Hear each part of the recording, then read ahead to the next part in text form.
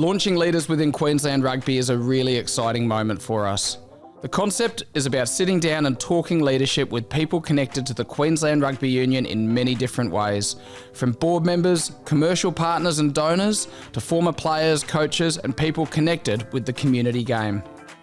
The series is brought to you by our official luxury hotel partner, Amora Brisbane. It's been a privilege to work with Rob, Nikki, Tessa and the Amora team this year, and we're so excited to continue working with them as presenting partner of Leaders within Queensland Rugby and the Amora Centreline Lounge on Queensland Reds Super Rugby game days in 2025. If you haven't checked out the beautifully refurbished Amora Brisbane, you need to. Whether you're travelling from overseas, interstate, within Queensland, or you're just wanting a staycation for that special occasion, Amora Brisbane is perfectly placed in the heart of the CBD. We've been thinking about the concept of Leaders within Queensland Rugby for a long time, and to be able to bring it to life with 12 outstanding guests across 11 episodes was really enjoyable. Josephine Sukkar is quite a remarkable woman, and I feel privileged that I've been able to witness firsthand her leadership in rugby and in the construction industry. Chatting to Josephine for this episode of Leaders within Queensland Rugby and understanding her personality even better, it's clear to see that she was preordained for leadership from a young age, but she's continued to finesse her approach along that journey. Josephine Sukkar, thank you so much for joining me on Leaders within Queensland Rugby. Let's start by talking about your own connection to rugby, where it first started and where it currently sits. It began in 1985 when I met my husband, and he was playing club rugby in Sydney for the University of Sydney, and I'd never been exposed to rugby union or watched it. I was raised on rugby league, and for the last 33 years we've been sponsoring rugby union. We have a commercial and an emotional connection to rugby. It's probably fair to say we're both very passionate about the game, passionate about what it's done for our family, what the relationships and friendships we've formed. And I often say that through rugby union, even though I never played, there's a beautiful halo effect that comes from being involved in the rugby community. And for me, it was an invitation to join boards and sports boards and that happened directly through rugby union. So I'm incredibly grateful to the game. We're very excited about the connection with the Reds, and particularly the Reds Academy, where our interest is grassroots rugby. Queensland is a favourite place of my husband Tony, and we have a lovely long-time connection with the University of Queensland's rugby team, the Reds Academy. Very proud to have been involved in the development of Ballymore through Buildcorp, and long may it continue. And tell me a little bit about the beginnings and the current size and scope of Buildcorp. We began the business in 1990. There was a property downturn and we established the business. I was actually pregnant with our first child, Jordan, who was is a very avid rugby follower, played himself at the University of Sydney like his father did. And a year after establishing Buildcorp, 2 years after, we began sponsoring the University of Sydney, where Tony and Jordan played.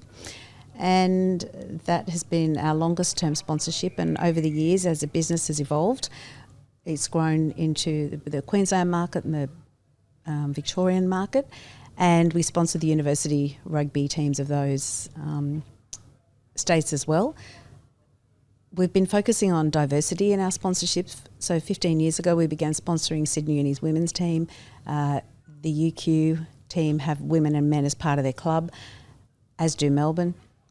We've expanded that into wheelchair rugby. We're very excited about that holistic view of inclusion, because it's how we live at Buildcorp, and we were really keen to make sure that our sponsorships reflected the values of the organisation, and that does beautifully with rugby, and rugby have walked hand in hand with us. So these days, Buildcorp it will turn over around 800 million this year. We've got around 550 staff on the eastern seaboard of Australia, operating in nearly every market except residential. So it's a big business. You spoke of inclusion and diversity. I think a lot of synergies between construction and rugby, but traditionally male-dominated arenas. What has been your role as a key leader within the Buildcorp business as it's grown? And is it something that you walked into the business with those leadership skills under your belt, or have they been something you've finessed over the journey? they were skills that evolved because we were very young when we began the business. I was 26 and Tony was 30.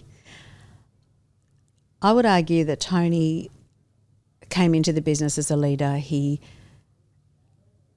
There's a bit of natural leadership to Tony. He's the fourth of 8. He was sent to Lebanon when he was 11 years of age because his family were talking about moving back to Lebanon, and he was sent over on his own on a plane at 11 years of age in 1970 and was there for 5 years at boarding school. Didn't really know much Arabic. Was sent 4 brothers and sisters to look after while he was there. When he was 16, civil war broke out. The nuns at the school he was at rang his parents to say, we can't guarantee the safety of your children, and he managed to get them out of Beirut. All of them had a mate who was in the Lebanese army, took the little ones in a tank to the airport, and he and his sister followed in a taxi with snipers everywhere. So as a young man, he had to step up. It might have broken some, but you learn pretty quickly, I think, what you're strong and resilient at. And he did say to me one day, I'd love to have my own construction company. I said, well, if you do that, I'll be able to support you in it, and let's go. And that happened in 1990. So I would say the combination of his natural abilities to stare into the face of a frightening situation and not be paralysed by it is, I think, an important quality of leaders. Probably the most important one is empathy.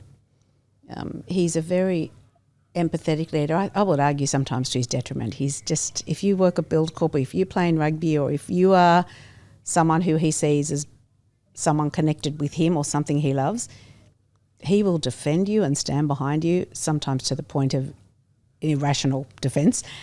But that's a very important quality of leaders, and I think he has that. And probably for me, my passion for rugby came when I looked at his team that he was part of in 1985. I only met him when he was playing at Sydney Uni. He played most of his rugby at Wests. The team were full of men who went on to become great leaders. Michael Hawker was their captain, who I'm on a board with now these days, interestingly, Sol Pat's board. Nick Farr-Jones was in the team, who of course went on to win the World Cup. Bob Edgerton, the team was full of wallabies. Tony Abbott was in the team. And when my observation as a woman who trained as a medical research scientist, but watching these men learn and hone skills around being good team players in the safety of a sports club, you don't want a paddock, and these were directly transferable skills, and I watched Tony bring these into Buildcorp. He's a great team player, also very empathetic and clear leader. Leadership comes in different shapes and sizes. Rugby is a great way to develop leadership skills, and I'm very keen to see those skills developed in not just men but women, and there is no question in my mind that rugby played a huge part in the development of Tony as a leader and the success of the business. Take you back even before you met Tony and started the business. As a young woman growing up, did you actively seek leadership opportunities? Is it something that you were attracted to? I was the furthest from that. I was the eldest of 4, raised in Sutherlandshire in Sydney, and it was just not on my radar. I was just a really compliant, you're the eldest in the family, you've got to be a good role model, your brothers and sisters are looking for you. So I was a very average student, a bit above average, but certainly no one who ever shot the lights out, and I never saw myself as leading anything, and there was nothing that shocked or surprised me more when about 20 years ago people started approaching me we're looking for a leader too. And I was that leader that looked over their shoulder looking for who are they talking to. So no, and having Tony alongside me as well, I saw him as the natural leader of our business, and to me his leadership skills were apparent, but mine were no, I didn't see. And so when you get asked to be that leader and you don't necessarily identify as someone who should or would be asked to fulfil that role, was that something that you were immediately able to embrace? Did it give you anxiety? Did it make you think you had to go and invest time and energy into development as a leader? Yes, I remember the first time I was invited to join my first listed company board. It was someone through Rugby Union, a man called Bruce Corlett, whose son was playing Colts rugby at Sydney Uni at the time, and he'd been watching Tony and I, a young couple, sort of building a business, sponsoring rugby, being involved, and we became friends. And he's always been a wise mentor and source of counsel to me and Tony, his wonderful family, he and his wife Annie. And when our youngest Ted was finishing school, he said, I'd like to meet with you one day. I want to have a chat with you about a board position I'm considering. And he said to me, I think at your stage in your life now, you're probably ready to think about that. You've got time and bandwidth, and you and Tony have developed this business, and I'm looking for somebody. But I needed him to explain to me why he thought I would be able to do the role. And once he did, I went, I think I know how to do that. But it was more, I often, when people ask me to join boards or take leadership roles, I want clarity on why they think I can do it. Because in my own mind, some of the boards I've been invited onto, I have no immediate connection with or skills. I remember the time I was invited to join the board of Opera Australia. The then chairman, Ziggy Swikowski, came to Buildcorp to have a chat with me about it. And I said, Ziggy, I don't go to the opera. I can't even clap in time, let alone read music. I don't know anything about opera. But he was really clear in his articulation of wanting to build a diverse board. He said, I don't need any more people who know about opera. I've got that on the board. We're running a $100 million business here. I need somebody who, and he clearly outlined what he wanted. And what I find I need to do when I'm asked to step into roles, and in that particular situation, I thought to myself, do I think it's important that Australia has a strong, successful national opera company? Yes. Do I think we need a strong, successful national art school, a national rugby team, and when I could pull myself back to, is it important for Australia? Or is it important for something that made sense to me? I'm like, yes. And when he described the role to me, I thought, no, I know how to do that. And served on the board for 10 years. So for me, it's wanting clarity around probably security that I can do the job well, because I do want to do it well, and making sure that I can make a difference when I'm there. I'm not your passenger director or chair. I want to come in and be able to, that old saying, leave the place a little bit better than I found it. And that's my goal. Amora Hotel Brisbane is the proud presenting partner of leaders within Queensland Rugby. Relax in style with spacious accommodation, modern facilities and modern Australian dining. Or explore the city with just a short stroll to the city centre, Queen Street Mall and Howard Smith Wharves dining precinct. Plan your next adventure today at amorahotels.com.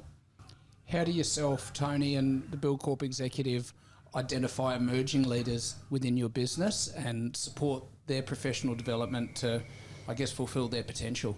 We've got a really structured cadet training program, which has been over 30 years in place, and we handpick, and Tony and I are involved in that process.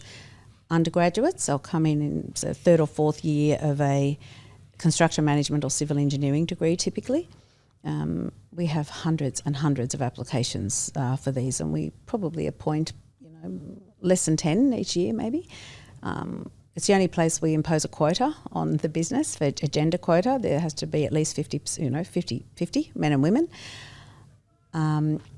There's a very structured training program where we circle them through each important part of the business. They'll spend a significant amount of time in estimating, pricing a project, site supervision, a bit of time in our joinery business, interestingly, contracts administration. So there's a formal process they get cycled through, so that by the time they finish their degree and come out at the end of the cadet training program, it's a lot of work for them because they're juggling both, but they are much more rounded and sophisticated when they decide to say, I think I want to be a professional estimator.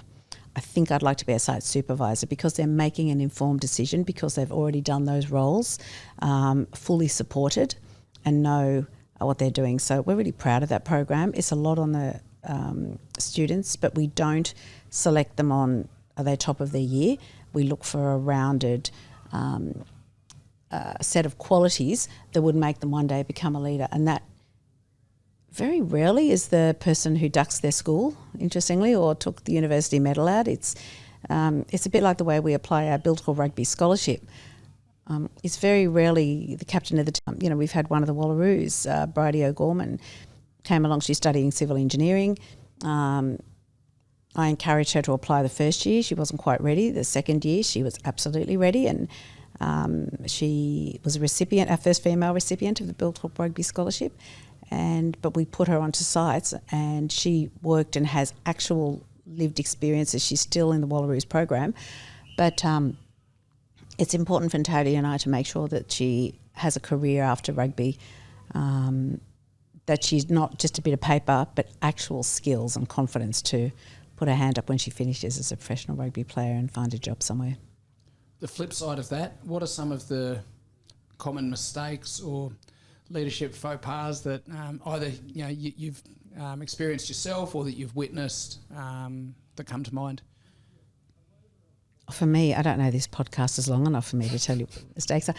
I think what I've learnt about myself, though, is I'm probably a better director than a manager, people manager. Tony's a great people manager, and this is the see. I never played team sport, right?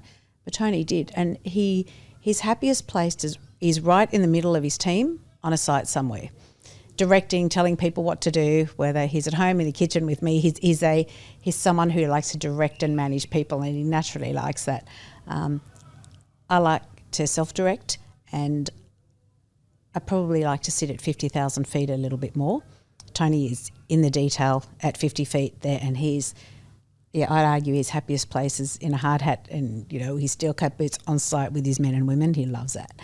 So it's a bit of getting to that stage of self-awareness where your strengths are. I envy that type of leadership from Tony. I think that's amazing, and people want to follow him. It's wonderful. I found my place on boards and leading and chairing boards, which works for me. I'm comfortable now chairing boards more so than I might have been, say, 10 years ago. And probably age and experience has also given me comfort in staring down individuals, governments, organisations. If I'm trying to move something forward or unblock an obstacle, and I can see that there is structural changes that need to be made or something that isn't quite right, with age and time, I'm more comfortable in saying, no, we won't be doing that. Here is absolutely what we'll be doing because it's the right thing to do. But that has, like anything, a bit of confidence and time. Like a rugby team where you have a captain but you have a leadership group around them, it sounds like you've identified that different leaders complement one another and that you can't be all of everything every individual needs in a leader. So it's better to be able to have multiple people playing that role. Well, that's right. And Tony and I have got really complementary skills. We've always worked together from when we were engaged, and we work well together. We live together. It works for us. As we build leadership teams, we do look for people with different skills than us, and we've been really fortunate because our son Jordan has come into the business and he has a totally different set of skills again, and that at this stage is working really well for us. But when we look to our leadership team in Buildcorp, they're all totally different, and this is why for us it works.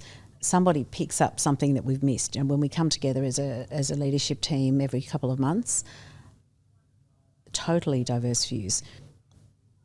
You need to be able to sit comfortably with hearing something different, or one of your leaders saying, I've got no idea why we still do that. It doesn't make sense. You can't be that leadership team that doesn't want to hear a dissenting voice or another or better way to do things, or you'll very quickly go out of business. And in a sector like construction,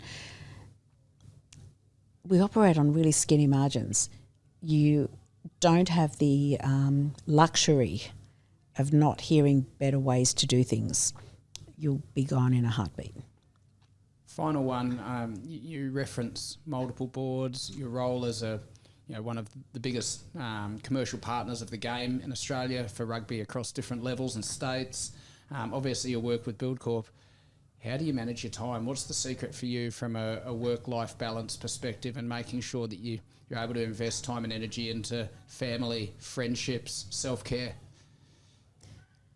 I was pretty clear from a young age when I finished school what the most important thing to me was, and it's family. It was very easy. When I had the children, I stayed at home. I wanted to be with them. I started work again when the littlest began preschool, and I won't do anything ever that gets in the way of family. So that clarity has helped guide the decisions that I make. Work-life balance is different for different people, right? So anyone looking at me on the outside, I would forgive them for going, her life isn't normal.